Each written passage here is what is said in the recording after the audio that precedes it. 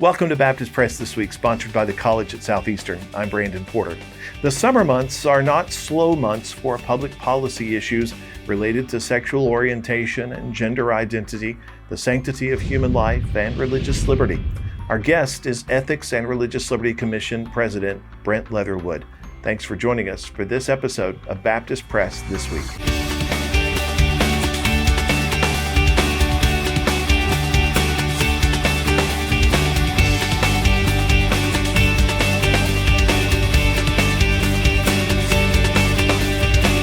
Well, Brent, thanks for joining us for Baptist Press This Week. We're glad to have you on the program. Hey, it's great to be with you, Brandon. Yeah. Hey, we're seeing a number of states pass legislation related to gender transition, specifically related to minors. What are the states trying to accomplish through this legislation? Oh, well, at a basic level, they're trying to protect children in vulnerable situations. Right here in Tennessee, where we're recording this, our state government has taken a strong stand to prevent gender transition surgeries and these sort of medical interventions from occurring in the context of children.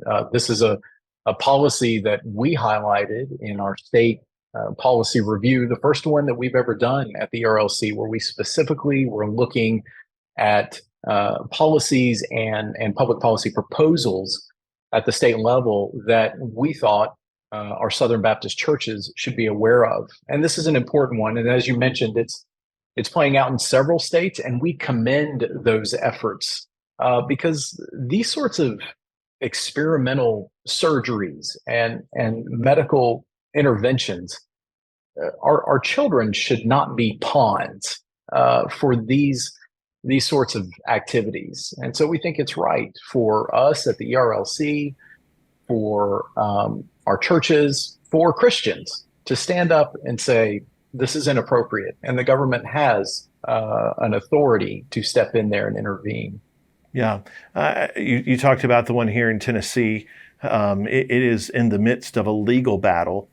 I think as we record this just days ago, that there's been a ruling in regards to that case. Talk a little bit about the battle. We see that in a lot of legislation, that once a state legislature passes it, there's still a legal challenge and a battle to be fought. What are maybe some things that folks need to be aware of as they watch that legal process unfold? Yes. So the most recent milestone that was crossed that you mentioned was at the appeals court level. We are anticipating that will be appealed to the Supreme Court level. The Tennessee Attorney General is the main party that is defending this Tennessee law to prevent minors from having these surgeries and medical interventions conducted on them. And it's something that we're very thankful that the Tennessee Attorney General has taken such a strong stand. And we ourselves at the ERLC, we are looking to be a part of an amicus brief to file on behalf of our churches about why this is an appropriate law and an appropriate restriction on this sort of experimental medical procedures. That will occur in other states, and actually, as it occurs in other states, it will make it more likely that this ultimately ends up at the U.S. Supreme Court. And so that's something we're very much monitoring. I was just in touch with some officials at the state level to communicate our interest in this case and weighing in on behalf of our Southern Baptist churches. Mm-hmm. Let's pivot to pro-life legislation. Talk a little bit about that, if you would. Many states continue to work to restrict, limit, some even eliminating abortion in their states. What's the ERLC tracking on this issue? Well, and it's important to also point out that there are other states going the completely opposite direction. That's true. That's true. To enshrine abortion, not just to the extent that Roe was, but to go well past that. Sure. There's even been a couple of proposals to somehow allow abortion to go even after birth, which you and I would call that murder. And it is. Abortion is murder. But there are states that are trying to restrict this, and they are putting in place proposals to do just that.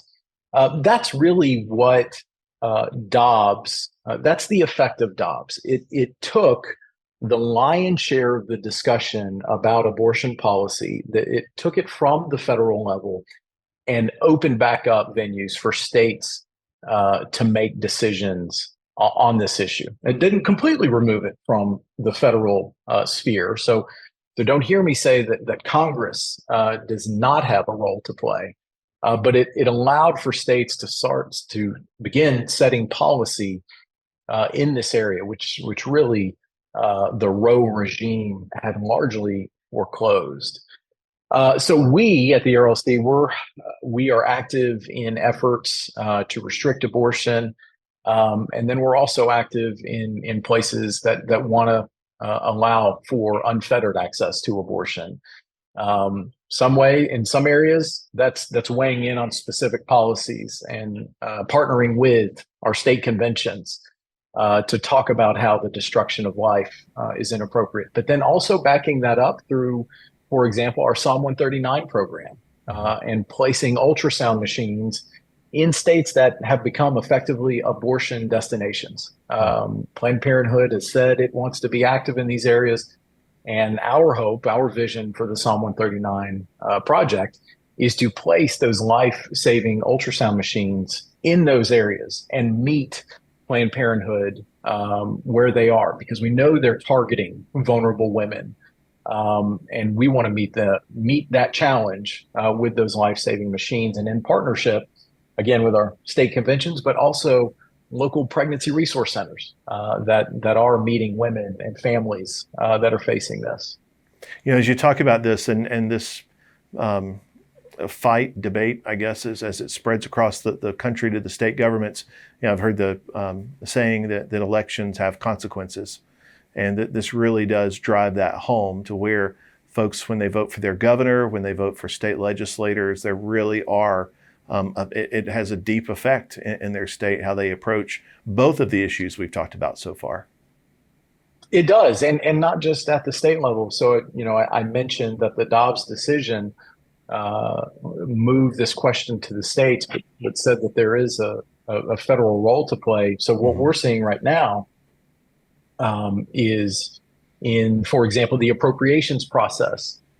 There's a number of line items that are being attached in those spending bills at the federal level to allow resources to be devoted towards abortion or towards other efforts that we would find inappropriate for taxpayer resources to be used. And so we're trying to help policymakers find those areas and encourage them to oppose them, because we still need to be vigilant about these things and still try to be a proactive voice to include such things as the Hyde Amendment, which seeks to ensure that no taxpayer resources will go to fund abortion. So it's if anything, it's made this a multi-front effort to help ensure that abortion gets confronted, but then also to protect life. That's good. Stay with us if you would, Brent. We want to come back after a quick break and talk about religious liberty. There have been some significant court cases from the Supreme Court, and so we want to talk about that important issue. Absolutely. So here at the College of Southeastern, we are equipping students to give their lives for the cause of Christ in the church, among the nations, and in every aspect of society. So the College of Southeastern is not just a Bible college. While the Bible is the foundation for all of our degrees and even all of our courses, we're going to equip students in a variety of fields so that they can give their lives for the cause of Christ in any number of different ways. In the context that we have here, the kind of education that we have here is not a choosing between a really good education versus a Christian education. I think the best education possible is one that holds Christ at the center, who is the truth and the way and the life. I would stack our graduates up against any university graduates. They really receive a well-rounded education, a tough education, but at the same time, really being filled up with learning to live out the gospel. Truly, everything we do is to equip students to give their lives for Christ's cause, in the church, among the nations, in every aspect of society. When you leave this place, you really do look more like Jesus. If you want your life to be that, then you need to be here.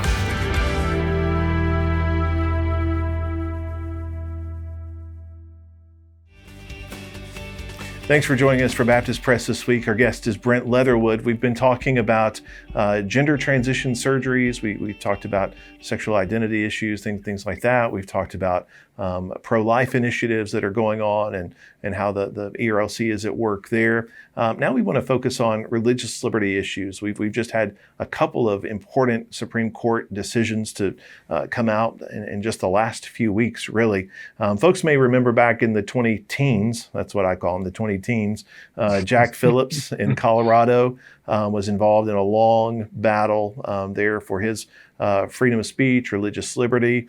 There's been a case that's somewhat familiar to that vein, really from even the same state, as you were pointing out before we started the interview, even the same statute. Talk a little bit about that 303 Creative case and the ruling that just came down.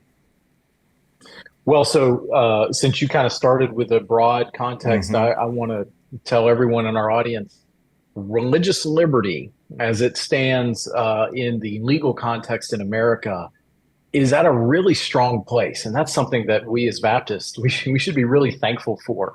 And these most recent cases that you're asking about, including 303, they really just kind of, once again, show how strong religious liberty is, because both of them have elements for religious freedom and free expression. And so this 303 case in particular, it actually turned on free speech rights.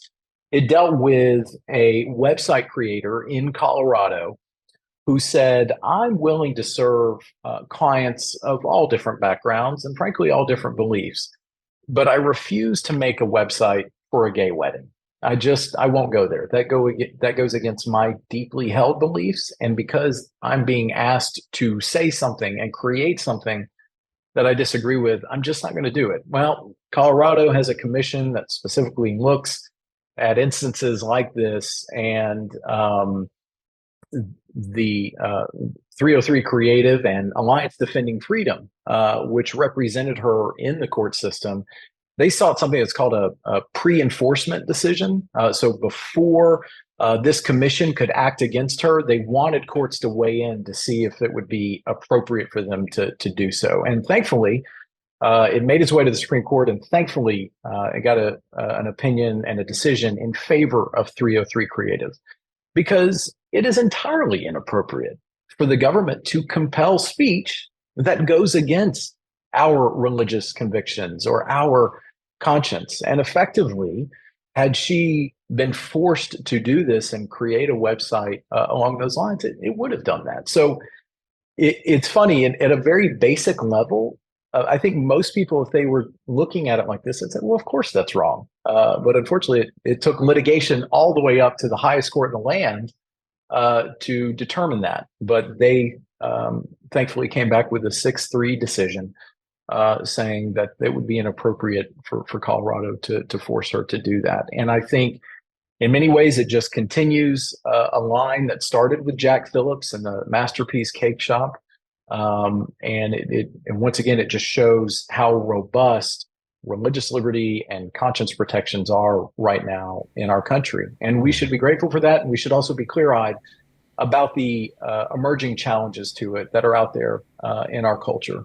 Yeah, and one of those was a very different case that dealt with a U.S. postal employee who believed that he shouldn't be forced to work on the Sabbath. And that case went all the way to the Supreme Court, and he was able to win a victory over the USPS. As we think about that case, do you believe it'll have ramifications beyond just the federal government, just the USPS? Yeah. So it was a 9-0 decision. Right? We should underscore that. That means even the most liberal judges on the bench decided to come back and rule in favor of Mr. Groff. So the case you're talking about is Groff v. DeJoy. And essentially what happened here is many folks remember for the longest time, the Postal Service never delivered mail on a Sunday. He's an evangelical Christian, and he said, this is my Sabbath. I can't work on this day. They started being a contractor for Amazon deliveries. Amazon delivers at all times. And he just said, I can't do this. Initially, they were actually willing to work with him. But then they just determined you're going to need to work on Sundays. And he just said, I can't go against my beliefs. They applied an old standard, which was a very minimal standard to say, well, you're in the wrong. And he sued the Postal Service because of that. And thankfully, the court came back in a 9-0 decision and said the way that they were applying that standard was actually incorrect. And they clarified that it is a higher standard. So not this minimal one, but employers are going to have to show that there is a significant burden towards accommodating the religious rights and religious practices of individuals that are their employees. So to kind of go back to what I said at the outset, religious liberty, protections for religious freedom, they're very strong right now in American legal jurisprudence. And this, once again, just bolstered that standing. And it's a good thing. Employers should have to show that there is a substantial burden towards someone practicing their religious beliefs. It's good. Maybe one final question just to ask you there about the ERLC and what are some things that you all see out on the horizon, initiatives, objectives, things like that in the near future? Sure. Well, so I mentioned obviously the appropriation spending bills and certain proposals that might get tucked in there. We're going to be very vigilant about that. In October, the new U.S. Supreme Court term will begin with oral arguments. We expect that there will be several cases that we will be actively engaging there. So those are important. Obviously, it gets time for state conventions, and we can't wait to be with our Baptist state partners. And towards the end of the year, kind of along that same line, we gather our state ethics leaders, and that's where our state Baptist convention partners will send representatives who deal with areas, obviously, of ethical concerns, but also public policy. We convene them right here in our offices in Nashville to get a better understanding of local issues and state level issues, because that is an area that, well, for me personally and for our entity under my leadership, I want us to lean in heavily so that we can cooperate with our state conventions and really be a force multiplier, if you will, with state policymakers and in state legislatures about the issues that are important to our pastors, our churches, and obviously Southern Baptists in the pew. Yeah, very good. Well, we really appreciate you taking some time with us for this episode of Baptist Press This Week. Thanks for joining us for Baptist Press This Week. Make sure to visit us at baptistpress.com and sign up for one of our morning or afternoon emails. You can subscribe for free, and it'll be delivered to your inbox every day.